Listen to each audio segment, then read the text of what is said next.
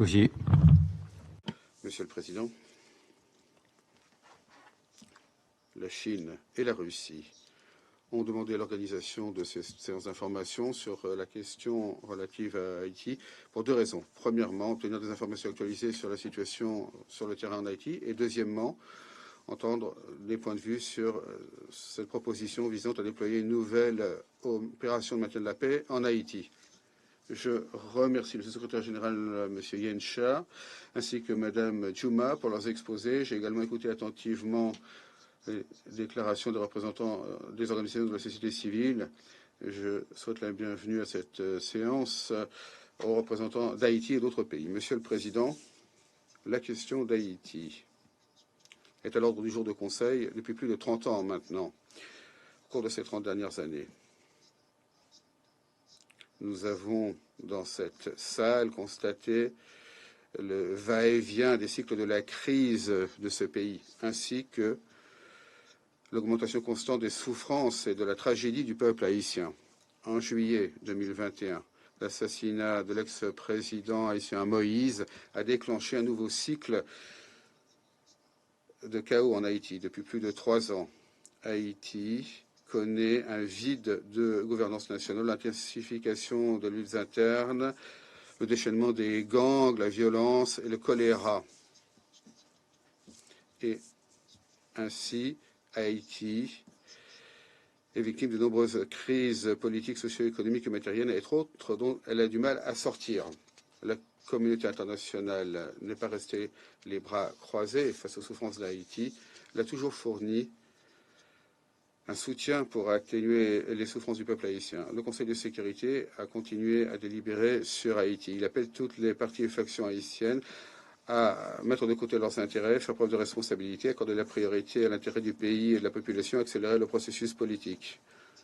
Le BINU et l'équipe de pays sont restés sur le terrain pour aider les autorités haïtiennes à stabiliser la situation et aider le peuple haïtien à surmonter ses difficultés.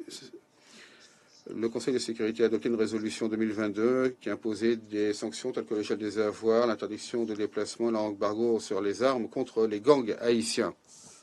Pour aider Haïti à répondre aux plus graves défis sécuritaires, il y a un an, le Conseil de sécurité a adopté la résolution 2699 autorisant le déploiement de la MMAS en Haïti pour aider la police haïtienne à lutter contre les gangs. Il y a un mois, le Conseil a adopté à l'unanimité la résolution 2751 qui prolongeait d'1 an le mandat de la mission. Cependant, un mois plus tard seulement, certains ont demandé que cette mission se transforme en une opération de maintien de la paix de l'ONU. Nous ne pouvons que nous demander si la décision du Conseil de sécurité ne vaut rien et peut être modifiée d'un claquement de doigts. Est-ce qu'on peut totalement ignorer tout cela? Monsieur le Président, nous considérons que les travaux du Conseil mettent actuellement l'accent sur la promotion du déploiement rapide de la MMAS. En tout cas, ça devrait être ce qu'il fait. Discuter de cette transformation en OMP actuellement ne ferait qu'interférer avec la capacité de la mission à s'acquitter de son mandat et ferait qu'il serait encore plus difficile de financer cette mission. Cela rendrait le déploiement encore plus difficile. Plus important encore, pour des raisons pratiques comme perspective, nous devons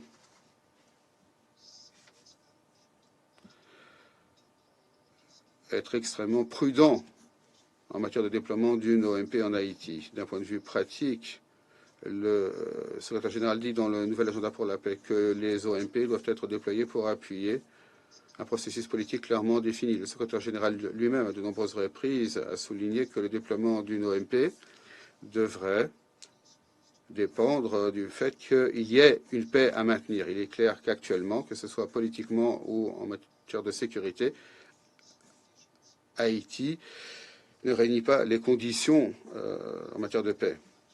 Plusieurs partis et factions en Haïti continuent à lutter entre le Conseil présidentiel de transition créé il y a moins d'1 an est affecté de polémiques. Le Premier ministre par intérim a été renvoyé 6 mois avoir pris ses fonctions. La tenue d'élection est encore très lointaine. Et la promotion d'un processus dirigé pris en main par les élections n'est pour le moment qu'un slogan. Pour ce qui est de la sécurité, la violence commise par les gangs reste omniprésente en Haïti. De grandes quantités d'armes et de munitions continuent également à affluer vers Haïti. De nombreux gangs sont armés jusqu'aux dents. Déployer une OMP à ce stade ne reviendrait qu'à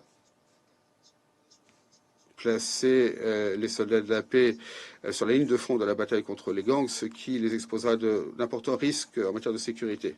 D'un point de vue historique, le déploiement d'OMP en Haïti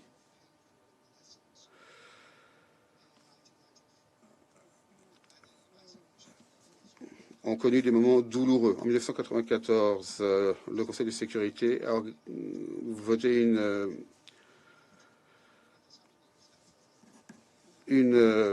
résolution pour déployer une mission en Haïti pour mettre un terme à la dictature militaire. Dans les 7 ans qui ont suivi, l'ONU a déployé de nombreuses missions en Haïti. Et pourtant, la situation en Haïti ne s'est pas améliorée. En 2004, une fois de plus, à l'initiative des États-Unis, le Conseil a adopté une résolution autorisant une nouvelle force multinationale à Haïti pour appuyer la poursuite du processus politique et le maintien d'un environnement sûr et sécurisé. 3 mois plus tard, la force multinationale a été transformée en une opération de maintien de la paix de l'ONU. Lors des 15 ans qui ont suivi, l'ONU a déployé la MINUSTA, la MINUJUST, et aujourd'hui, il y a le BINU. De 1994 jusqu'à aujourd'hui, le maintien de la paix à ONU a été présent pendant 30 ans pour un coût total de plus de 8 milliards de dollars. Selon certains chiffres, entre 2004